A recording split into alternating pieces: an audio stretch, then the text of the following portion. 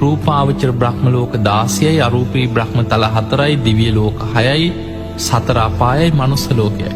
මේ තල 31ම පිහිටලා තියෙන්නේ හිරු සඳුගේ ආලෝකයේ විහිදෙන පරාසය තුල කියලා.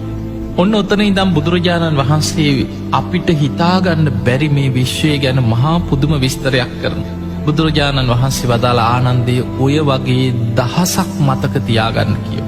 ඒ දහස තුළම සූර්යාව දහසක් චන්ද්‍රයෝ දහසක් තියෙනවා කියෝ. මේ වගේ මනුස්ස ලෝක 1000ක් තියෙනවා කියෝ.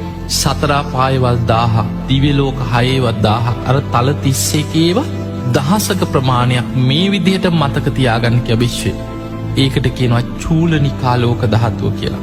ඊළඟට බුදුරජාණන් වහන්සේ වදාළ ආනන්දය ඔය චූලනිකා ලෝක ධාතුව ගුණ කරන්න කිව දස දහස. ඒ කියන්නේ ඒ වගේම දස දහස්ක ප්‍රමාණයක් එක වැඩි කරනවා එකතු කරනනේ ගුණ කරන්න කිය. ඒකට කියනවා දිවි සහස්ත්‍රී ලෝක ධාතුව. ඒ තුළත් මේ වගේම මනුස්ස ලෝක දිව්‍ය ලෝක සතරාපායවල් මේ වගේම ප්‍රමාණ තියෙනවා කිය. ඔන්න දිවි සහස්ත්‍රී ලෝක ධාතු අර දහස දස දහසෙන් ගුණ කර 10.6 වෙනි ඵලයක් කිය. ඊළඟට බුදුරජාණන් වහන්සේ වදාළ ආනන්දය ඒ දිවි සහස්ත්‍රී ලෝක ධාතුවත් ගුණ කරන්න තවත් දස දහසකින් වැඩිකරපුවාම ඒ තමයිකිව ත්‍රී සහස්‍රී ලෝක ධාතුව.